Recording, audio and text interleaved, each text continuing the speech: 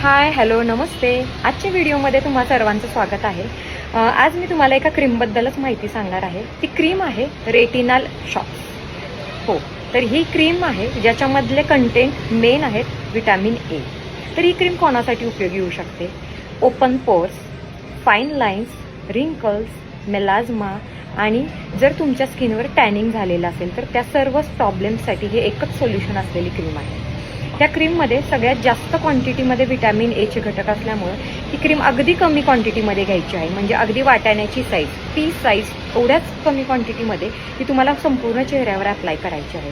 तुमच्या जर कपाळावर रिंकल्स येत असतील, गळ्याभोवती किंवा ओठांच्या बाजूला रिंकल्स यायला सुरुवात झाली असेल तर त्यासाठी सुद्धा हे अत्यंत उपयोगी क्रीम आहे.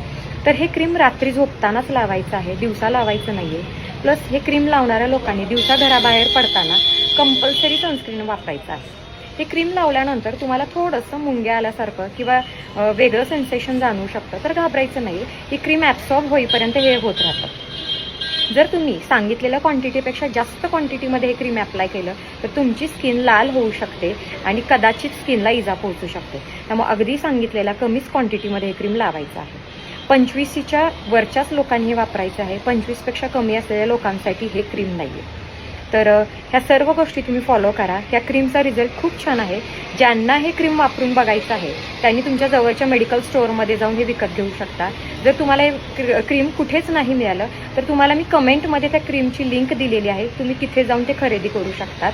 तर तुम्हाला जर यूज करायचं असेल तर यूज करा. नवीन लोकांनी पॅच टेस्ट करा. सेन्सिटिव्ह लोकांनी डॉक्टरांच्या सल्ल्यानेच हे क्रीम वापरा.